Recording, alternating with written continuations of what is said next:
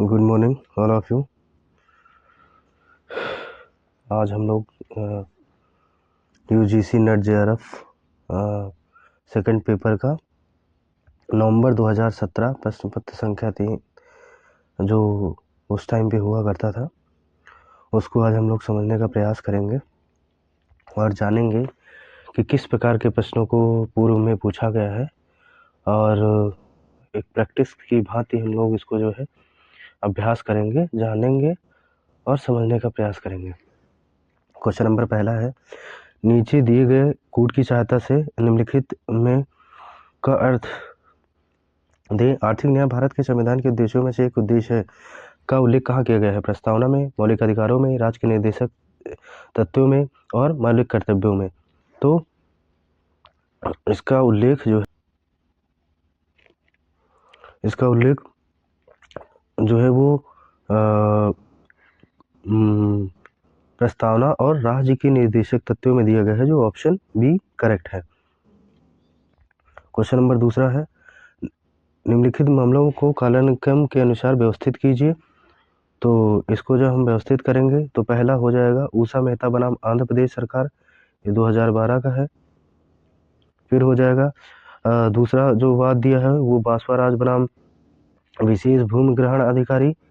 तीसरा जो हो जाएगा वो है भारत संघ बनाम तीसरा हो जाएगा सिटी इंडस्ट्रियल डेवलपमेंट प्लैटिनम 2014 का मामला है, तीसरा हो जाएगा। और जो है भारत संघ बनाम एनएस रतिनम्मा नर्मदा 2015, ये चौथा हो जाएगा। तो हमारा करेक्ट ऑप्शन पहला हो जाएगा। क्वेश्चन नंबर तीसरा देखेंगे। क्वेश्चन नंबर तीसरा जो है वो रीजन और असर्शन टाइप का क्वेश्चन है, इसको समझेंगे। पहला रीजन ए असर्शन जो है, भारत के संविधान अनुच्छेद 40 के अंतर्गत कहा गया कि ग्राम पंचायतों का आयोजन करने के लिए कदम उठाएंगे, उन्हें ऐसी शक्तियां प्राधिकार प्रदान करेंगे जो शासन की इकाइयों के रूप में कार्य करने के लिए सक्षम बनाने के लिए आवश्यक है। रीजन कहता है, इस निर्देशक में आश्वासन दिया गया कि प्रत्येक गांव जहां अधिकतम लोग निवास करते हैं को एक स्वतंत्र, गणतंत्र, आत्मनिर्भर और स्वापोषी और अपने स्वयं के कामकाज की देखरेख करने में सक्षम बनाया गया है। तो दोनों सही है, ए आर और दोनों सही है और आर एक ही व्याख्या करता है। क्वेश्चन नंबर चौथा है इसमें से कौन सा सही है? भारत के उच्चतम न्यायालय द्वारा विजय कुमार मिश्रा एवं पटना उच्च न्यायालय में निर्धारित किया गया कि सरकार न्यायिक सेवाओं के व्यक्तियों को जिला न्यायाधीश चयन प्रक्रिया में भाग लेने के लिए त्यागपत्र देने की जरूरत नहीं है।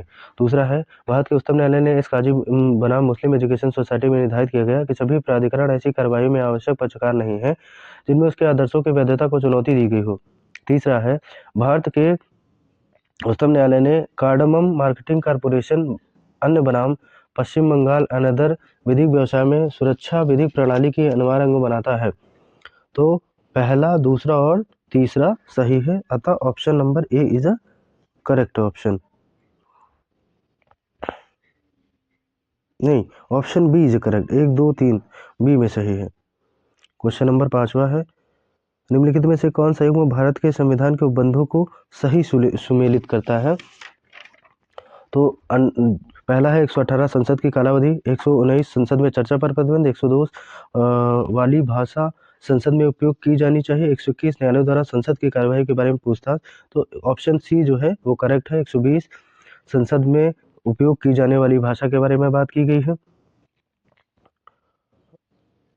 क्वेश्चन नंबर 6 है जो जिसमें मैचिंग मिलानी है, आर्टिकल्स का किसमें क्या बताया गया है।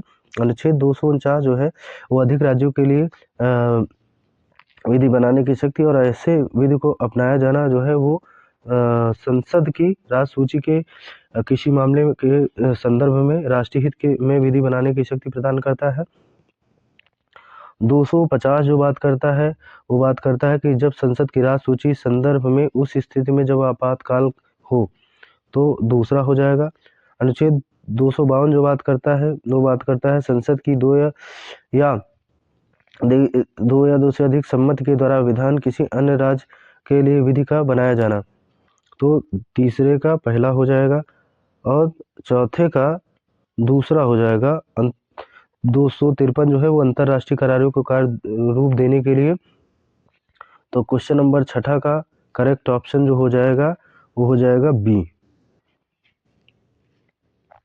क्वेश्चन नंबर 7 है, क्वेश्चन नंबर 7 कहता है कि संवैधानिक संशोधन विधेयक के संदर्भ में निम्नलिखित में से कौन सा कथन सही है।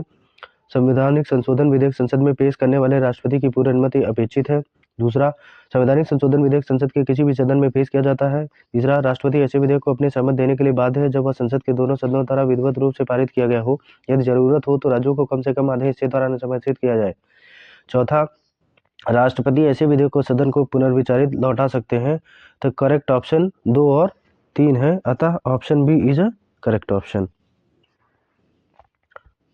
क्वेश्चन नंबर 8वां है, क्वेश्चन नंबर 8वां में जो है वो सेक्शन दिए हुए उनको बनाना है। 324 ए जो बात करता है वह निर्वाचन आयोग में निहित शक्तियों, ऑप्शन तीसरा है। और 324 जी जो है निर्वाचन आयोग की संरचना है।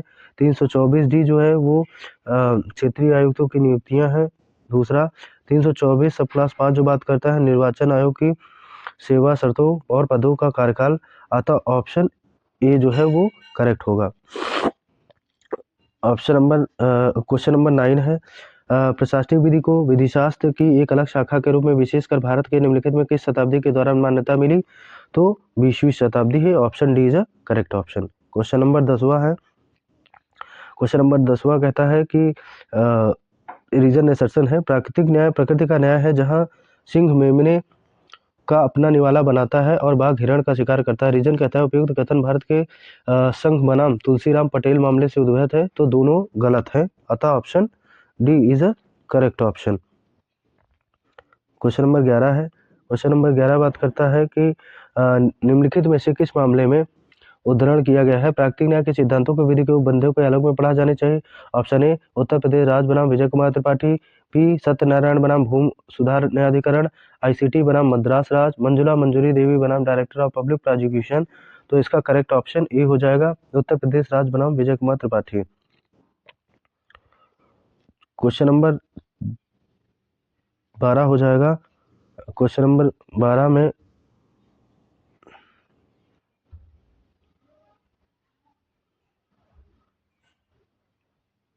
क्वेश्चन नंबर जो 12 बात करता है और क्वेश्चन नंबर 12 में देखेंगे।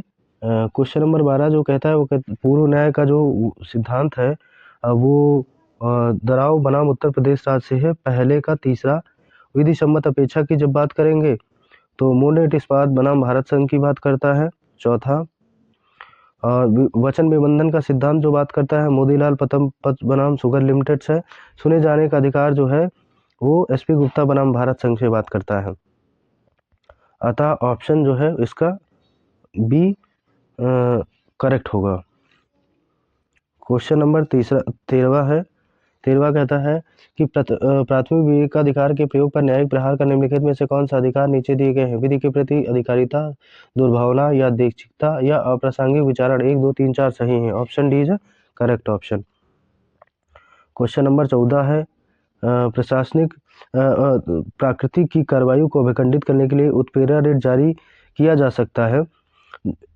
तो Indian railway construction company limited बनाम अजय कुमार, एक कृपयाक बनाम भारत संघ बनाम बासयान, राजेश कुमार बनाम सीआईटी। तो ऑप्शन बी जो करेक्ट, एक कृपयाक बनाम भारत संघ है। क्वेश्चन नंबर 15 है, लोकपाल को न्यायिक सदस्य की अर्हता निम्नलिखित में से कौन सी है। संसद सदस्य, विधानसभा सदस्य, उच्च न्यायालय के सेवानिवृत्त जज या उच्चतम न्यायालय के सेवानिवृत्त मुख्य न्यायाधीश। Option D is correct option.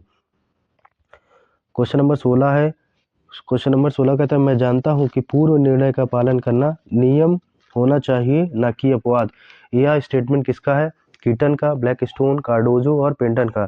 तो ऑप्शन सी इज करेक्ट, ये स्टेटमेंट कार्डोजो का है।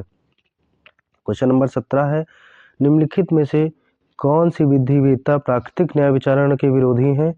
तो Immanuel Kant, John Rawls, Jeremy Bentham, Stammler. तो इसमें हो जाएंगे जर्मी बेंथम। क्वेश्चन नंबर 18 है, जो स्टेटमेंट देना है उपयोगितावाद व्यक्तिवाद किसका है। बेंथम का है, तीसरा ऑप्शन। सामाजिक उपयोगितावाद बात करता है हीरिंग।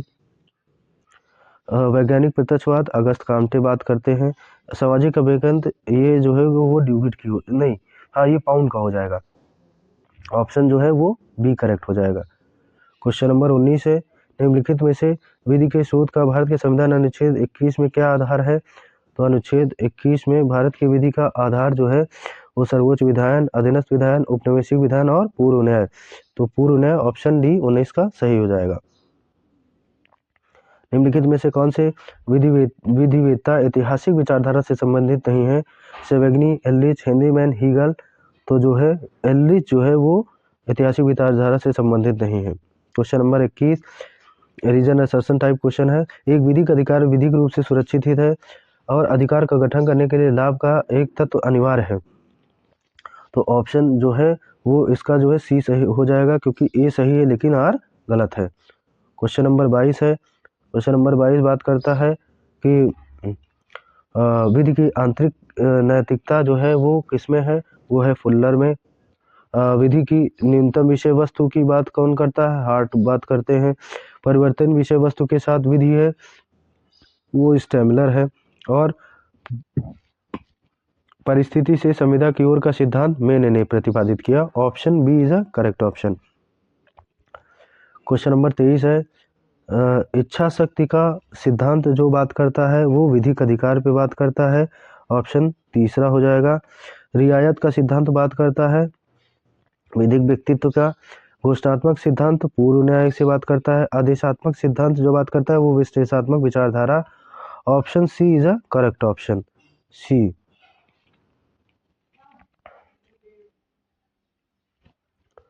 क्वेश्चन नंबर 24 है। क्वेश्चन दंड न्याय का स्वायत्त सिद्धांत निम्नलिखित में से किस पर आधारित है? तो दंड न्याय का स्वायत्त सिद्धांत जो है वो नायलम क्रेमन साइन लेगे नाइला पोइना साइन लेगे है। या जमानत अस्वीकार किए जाने पर उसके जीवन की स्वतंत्रता पर आपदा है। सुधार विधि पर आधारित समान सिद्धांत है। या प्रयोजनहीन निर्दयता से बचना है। तो option A is a correct option, ये लीगल मैजिक है। नलिम क्रेमेन साइन लेगे नला पोइना साइन लेगे। क्वेश्चन नंबर 25 है। षड्यंत्र के सिद्धांत का मूल औचित्य क्या है? तो इसमें निवारक कार्रवाई की गुंजाइश नहीं होती, क्योंकि षड्यंत्र का पता चल जाता है जब अपराध घटित होता है। बी, इसमें प्रयासों में नकट की दुष्कर जरूरत होती है। इसमें गतिविधि के दंड के लायक होती है। इसका उद्देश्य इसे अपराध बनाना है। तो ऑप्शन बी जो है वो है इसमें प्रयासों में नकट की दुष्कर जरूरत होती है। क्वेश्चन नंबर 26 है। निम्नलिखित में से कौन सा राजद्रोह नहीं है? वो है सरकार का अनुमोदन, सरकार के विरुद्ध अनादर भाव उकसाना, सरकार की प्रशासनिक कार्यवाहियों पर टिप्पणी करना।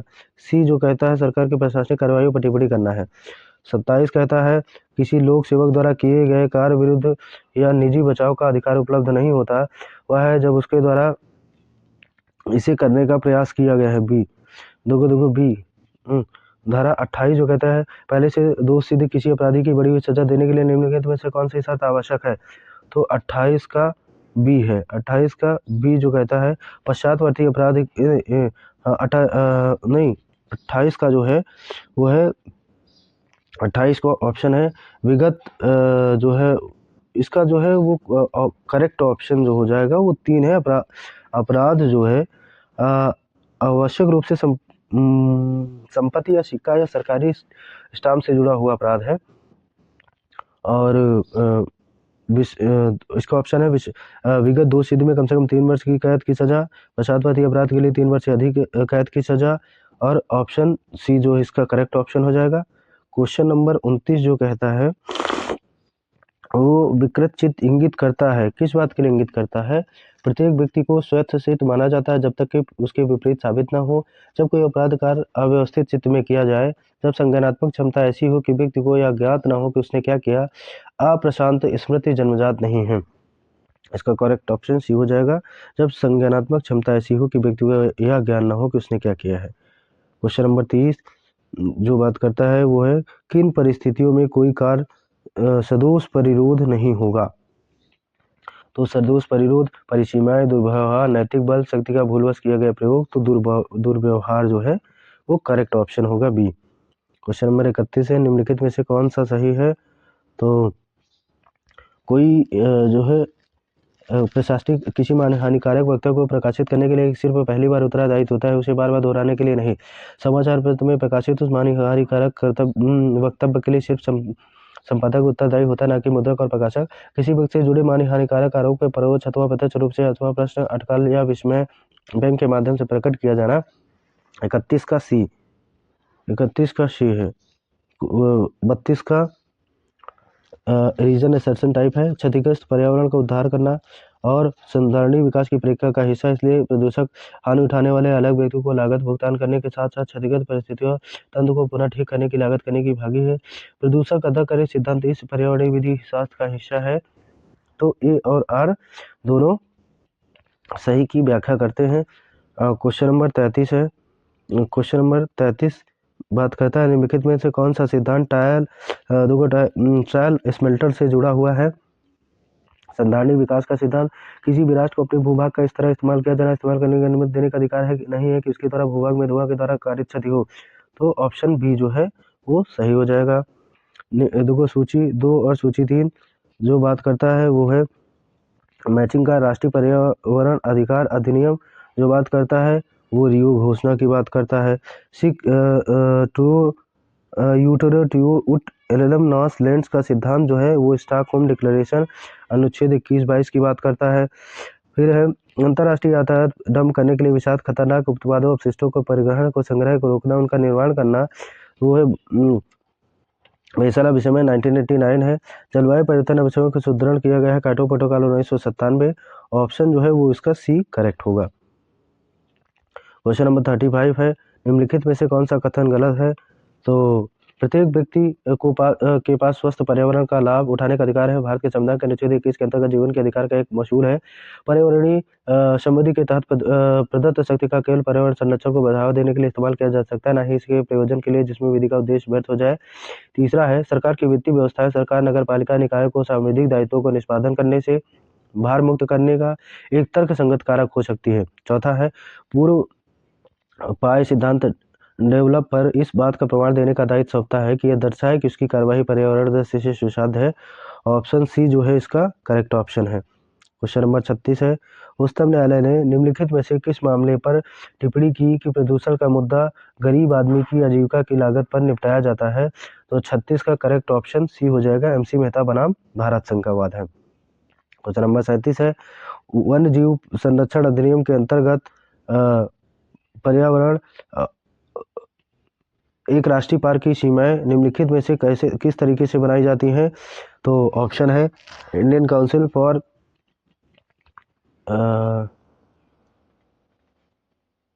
क्वेश्चन नंबर 37 जो बात करता है संसद में एक संकल्प पारित करके राज्य के एक जो है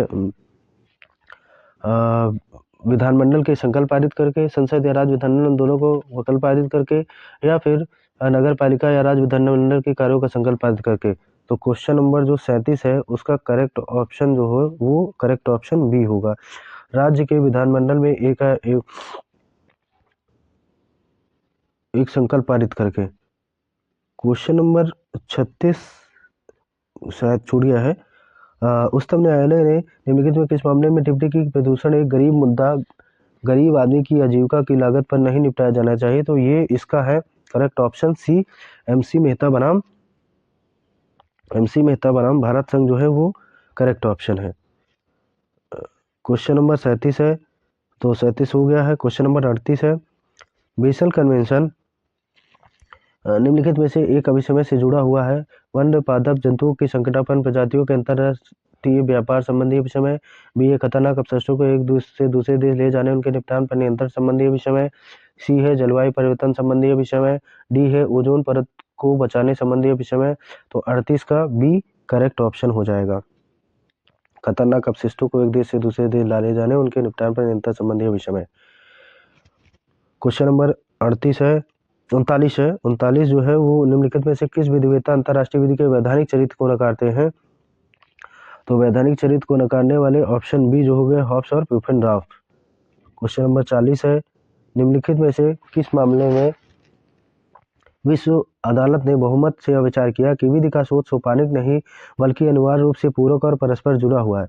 निकारागुआ बनाम USA, बी फ्रंटियर विवाद बर्किना फासो माली, पुर्तगाल बनाम भारत संघ, case concerning the temple of Preah Vihear. तो इसका करेक्ट ऑप्शन जो हो जाएगा वो निकारागुआ बनाम USA का वाद है इसमें बताया गया है। निम्नलिखित क्वेश्चन नंबर 41 है निम्नलिखित में यह किसने विचार व्यक्त किया कि विद्यमान राष्ट्रों की यह वैधानिक कर्तव्य है कि वे किसी ऐसे समुदाय को मान्यता दे जिसने वस्तुतः यह राष्ट्र गुण का अर्जित किया है? तो हो जाएगा Lauterpacht. Option B is a correct option. Question number 42, निम्नलिखित में से कौन सा कथन सही है? तो नाटो महल मामले में अंतर्राष्ट्रीय न्यायालय ने अपना विचार व्यक्त किया कि किसी व्यक्ति को किसी देश की नागरिकता प्रदान करने के संबंध में राष्ट्रों का कोई दायित्व नहीं है यदि उस व्यक्ति को देशीकरण से कोई संबंध ना हो। बी है, प्रसिद्ध रीड लिंच मामले में माना गया कि यदि कोई व्यक्ति किसी राष्ट्र का नागरिक नहीं तो उसे राज्यविहीन कहा जाएगा। तीसरे में कहा गया राष्ट्रीयता व्यक्ति और अंतर्राष्ट्रीय विधि के बीच प्रमुख कड़ी है। चौथा, आम सभा 1959 के राज्य विहीनता की कमी संबंधी अभिसमय को अंगीकार किया गया है। तो इसका जो करेक्ट ऑप्शन हो जाएगा 42 का, वो डी हो जाएगा। 1 और 3 दोनों सही है। क्वेश्चन नंबर 43 है, रीजन और असर्शन टाइप क्वेश्चन है, देखेंगे इसको। ए जो कहता है अंतर्राष्ट्रीय विधि एक महत्वपूर्ण सिद्धांत है, राजनयिक अपराधों के लिए प्रत्यार्पण की अनुमति नहीं है, राजनीतिक अपराधियों पर प्रत्यार्पण मनाही संबंधी प्रमुख मामला स्टोइक बनाम ट्रस्टी है। तो इसका करेक्ट ऑप्शन ए सही है, लेकिन आर गलत है। 43 का सी, 43 का सी है। क्वेश्चन नंबर 44 है, निम्नलिखित में से कौन सा कथन सही नहीं है? 43 का सी। 48 में देखना है, आम सभा द्वारा वर्ष 1977 में प्रादेशिक शरण संबंधी संयुक्त राष्ट्र घोषणा सर्वसम्मति से अपनाया गया था, ये गलत है। 1948 की मानवाधिकार को सार्वभौमिक घोषणा के अनुच्छेद 14 के किसी राष्ट्र को शरण देने के लिए बाध्यकारी बनाता है, गलत है। अंतर्राष्ट्रीय न्यायालय ने कोलंबिया बनाम पेरू में प्रादेशिक शरण और राजनयिक शरण के बीच भेद की व्याख्यापित किया, गलत है। शरणार्थियों की स्थिति संबंधी विषय 1951 को 22 अप्रैल 1954 को लागू किया गया, तो ये ऑप्शन सही है। तो इसमें पूछा गया कौन सा सही नहीं है, तो ऑप्शन सी 1, 2, 3 सभी सही नहीं है। क्वेश्चन नंबर 45 है, निम्नलिखित में से कौन सा कथन सही नहीं है? तो आम सभा में संयुक्त राष्ट्र संघ के सभी सदस्य शामिल होते हैं, आम सभा में प्रत्येक सदस्य 5 से अधिक प्रतिनिधि नहीं हो सकते हैं, ये भी सही नहीं है। चीन, रूस, अमेरिका, इंग्लैंड और इटली सुरक्षा संबंधी स्थायी सदस्य, ये भी सही नहीं है। अतः इसका जो ऑप्शन सही होगा वो 1 और 2 जो है वो सही नहीं। 45 का ऑप्शन ए। क्वेश्चन नंबर 46 बात करता है, निम्नलिखित न्यायालयों द्वारा विधिक प्रश्न पर परामर्शकारी राय दे सकता है सिर्फ सुरक्षा परिषद के अनुरोध पर, सिर्फ आम सभा के अनुरोध पर, आम सभा अथवा सुरक्षा परिषद के अनुरोध पर, सुरक्षा परिषद द्वारा प्राधिकृत किए जाने पर, आर्थिक सामाजिक परिषद के अनुरोध पर। तो ऑप्शन सी जो है वो सही होगा इसका, आम सभा और सुरक्षा परिषद के अनुरोध पर। 47 बात करता है रीजन और रिसेशन टाइप क्वेश्चन है।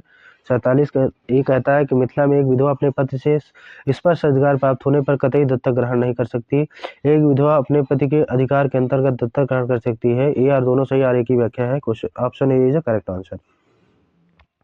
38 है, निम्नलिखित में से किस मामले में उच्चतम न्यायालय ने माना कि यह हम स्पष्ट कि संयुक्त विधि परिवार में 2 कर्ता हो सकते हैं संबंध में कोई निश्चित विचार व्यक्त करने के लिए तैयार नहीं है। तो मोरक्को प्रॉपर्टीज बनाम बिहारीलाल मोरक्को, भारत संघ बनाम श्री राम बोहरा, नौपाली इन्वेस्टमेंट बनाम संतोष सिंह, आयकर आयुक्त बनाम गोविंद राम शुगर लिमिटेड, निम्नलिखित में किस न्यायालय ने माना कि तलाक। तो इसका ऑप्शन जो हो जाएगा ए। क्वेश्चन नंबर 49, निम्नलिखित में किस न्यायालय ने माना कि तलाक कानून में अच्छा यद्यपि धर्मशास्त्र नहीं है। तो ये Shah Bano case, Bai Tahira case, Shamim Ara case, Sarabai case में बताएगा। 49 का correct option is D. Question number 50 है, मुस्लिम विधि में हिजानत संबंधी अभिसमय है, पिता की अभिरक्षा में बालक, भाई की अभिरक्षा में बालक, माता की अभिरक्षा में बालक, बहन की अभिरक्षा में बालक। तो ऑप्शन सी माता की अभिरक्षा में बालक। 59 है, इसमें भी मैच करना है। तो निझावन बनाम निझावन जो है ये क्रुएलिटी है। तीसरा, डैनियल लतीफ़ी बनाम भारत संघ की बात जब भी होगी मेंटेनेंस की बात होगी।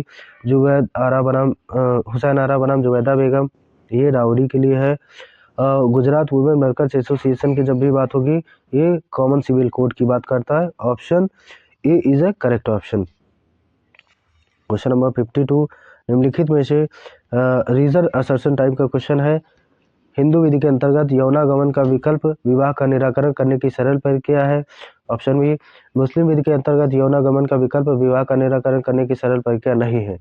तो बी, ए और आर दोनों सही है, आर ए की व्याख्या नहीं करता है, तो option B is a correct option. Question number 52 का option number B is a correct. Question number 53, मुस्लिम विवाह विघटन अधिनियम 1939 निम्नलिखित में किस सिद्धांत के आधार पर विवाह के विघटन विभिन्न आधारों को प्रस्तुत करता है? तो शिया मत, हनफी मत, सैफई मत, मलिकी मत। मलिकी मत जो है इसका करेक्ट ऑप्शन होगा। क्वेश्चन नंबर 54, एक मुस्लिम पति ने गवाहों के हस्ताक्षर के बिना ईमेल तलाक पत्र में आपको तलाक देता हूँ, आपको तलाक देता हूँ, आपको तलाक देता हूँ, तो ये जो वैध होगा परिहार शून्य, न वैध न शून्य न कोई तलाक नहीं है, तो option D is a correct है। क्वेश्चन नंबर 56, मानवाधिकार गारंटी संरक्षण अधिनियम 83 की धारा 2D में परिभाषा दी गई कि मानवाधिकार का तो भारत के संविधान द्वारा गारंटी दी गई अथवा अंतर्राष्ट्रीय विषय में सन्निहित भारत के न्यायालयवाद में संबंधित है। तो जीवन स्वतंत्रता और प्रतिष्ठा, जीवन समानता प्रतिष्ठा, जीवन समानता प्रतिष्ठा स्वतंत्रता, जीवन स्वतंत्रता प्रतिष्ठा और समानता। पहला जो कहता है जीवन स्वतंत्रता समानता और प्रतिष्ठा है। 56 जो कहता 56 कहता है मानवाधिकार संरक्षण अधिनियम 1933 के अंतर्गत भारत के राष्ट्रीय मानवाधिकार आयोग के निम्नलिखित में कौन सा युग है? धारा 6 इसके सदस्यों के पद का कार्यकाल। धारा 6 जो बात करता है वो धारा 57 बात करता है निम्नलिखित में राष्ट्रीय मानवाधिकार आयोग के सदस्यों के जो है कार्यकाल के संबंध में निम्नलिखित में से कौन सा सही है? तो जो ऑप्शन डी है न्यायमूर्ति वीएस वालीमत 12 तारीख 10वें महीने 1998 तक 5/8/1994 तक, मतलब इससे तक 5/8/1994 से 1998 तक। 57 का डी ऑप्शन इज करेक्ट। 58 का मैचिंग करना है, तो पहले का फोर्थ जो होगा वो महिलाओं के खिलाफ सभी प्रकार के भेदभाव करने हेतु अभिसमय के प्रति वैकल्पिक नवाचार संयुक्त राष्ट्र आम सभा द्वारा 6 अक्टूबर 1999 को अंगीकृत तथा 10 दिसंबर 1999 को हस्ताक्षरित की पुष्टि हुई। बी जो बात करता है महिलाओं के खिलाफ हिंसा समाप्त करने संबंधी घोषणा, तीसरा है। महिलाओं के खिलाफ सभी प्रकार के भेदभाव समाप्त करने संबंधी अभिसमय जो है वो दूसरा है। आपातकाल तथा सशस्त्र संघर्ष में महिलाओं तथा बच्चों के संरक्षण की घोषणा जो बात करता है वो 1974 में बात करता है। इसका ऑप्शन जो है वो ए जो है वो करेक्ट हो जाएगा। 58 का option number A is correct option. Question number 59, इसमें कौन सा सही है? सशस्त्र संघर्ष में बच्चों की संलिप्तता के संबंध में बाल अधिकार अभिसमय को वैकल्पिक नवाचार 25 मई 2000 के अंतर्गत राष्ट्र महासभा के प्रस्ताव 54/263 द्वारा अंगीकृत किया गया, हस्ताक्षर पुष्टि और परिग्रहण हेतु रखा गया। ये ऑप्शन जो है इसमें यही सही है, बाकी तीनों ऑप्शन गलत होंगे। तो इसमें गलत के लिए पूछा गया है, तो बी सी डी जो है ये गलत है, अतः इसका जो बी ऑप्शन है उसको जो है हम सही मान लेते हैं। बी सी डी जो है गलत है। क्वेश्चन नंबर 60 है। क्वेश्चन नंबर 60 जो बात करता है वो बात करता है स्ट्रासबर्ग में अंतर्राष्ट्रीय मानवाधिकार संस्थान में 1979 में मानवाधिकार को 3 पीढ़ियों में विभाजित किए जाने का निर्णय किस चेक की विधिवेत्ता ने किया? तो वो चेक की विधिवेत्ता है Karel Vasak, Charles Holly, Marius Kasten, Frederick Kastil. तो चार्ल्स वसाक ने इसको स्टेटमेंट को दिया था। और क्वेश्चन नंबर 61 हो जाएगा स्वास्थ्य के अधिकार संबंध में निम्नलिखित विनिश्चय मामले उनके कालाक्रम को व्यवस्थित कीजिए। तो इसका जो है वो करेक्ट ऑप्शन हो जाएगा ए, करेक्ट ऑप्शन ए हो जाएगा। तो करेक्ट ऑप्शन ए में पहला परमाणु कटारा बनाम भारत संघ पहला, दूसरा हो जाएगा पश्चिम बंगाल खेत मजदूर बनाम भारत संघ दूसरा, तीसरा हो जाएगा सामाजिक विविधता बनाम राष्ट्रीय राजधानी तीसरा, सहारा हाउस बनाम भारत संघ चौथा हो जाएगा। तो क्वेश्चन नंबर 61 का करेक्ट ऑप्शन ए हो जाएगा। 62 MC मेहता बनाम भारत संघ से निर्धारित पूर्ण दायित्व का सिद्धांत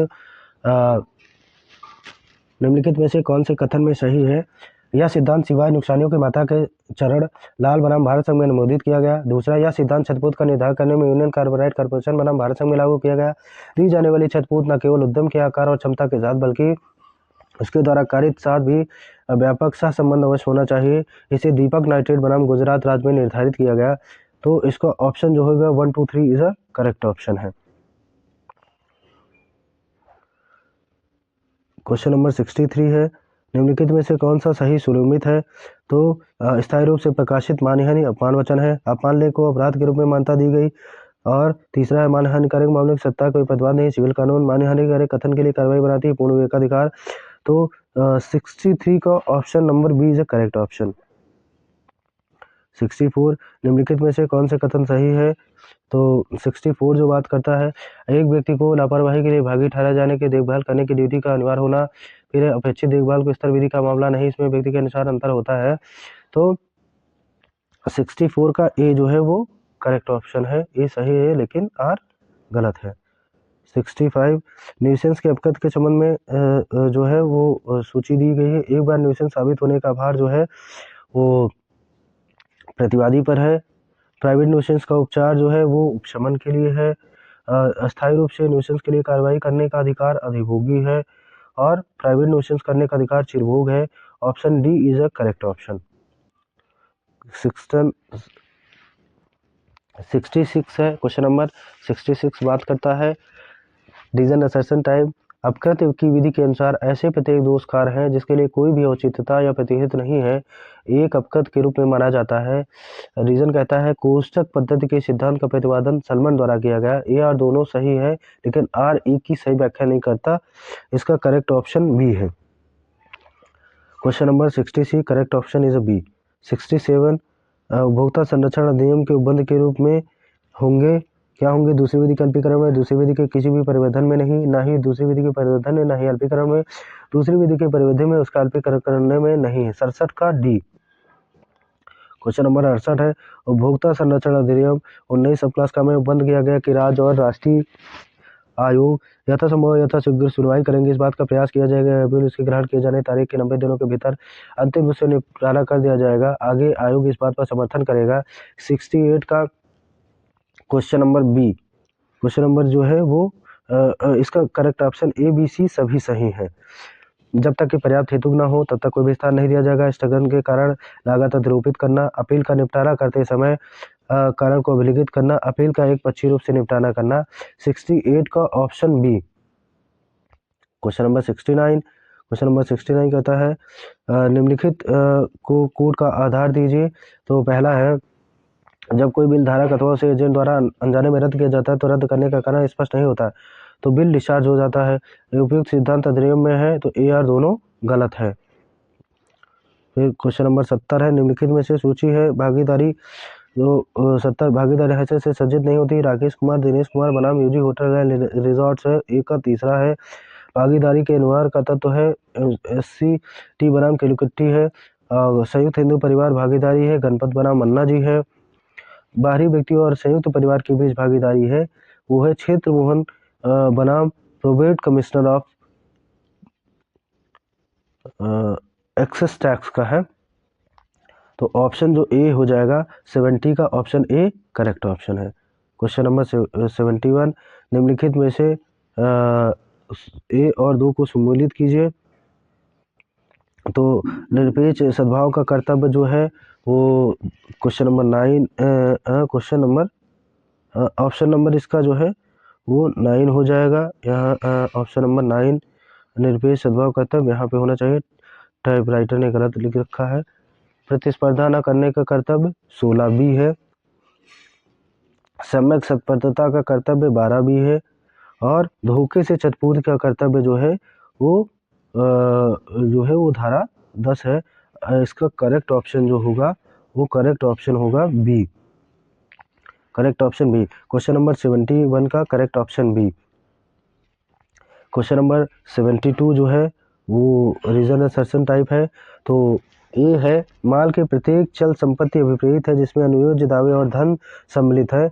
स्टॉक और शेयर, उगी फसलें, घास, चीजें जो भूमि से संलग्न है का भाग है को सम्मिलित नहीं किया जा सकता, उसे बिक्री से पूर्व अथवा बिक्री के करार के अंतर्गत भूमि से हटा लेने की सहमति है।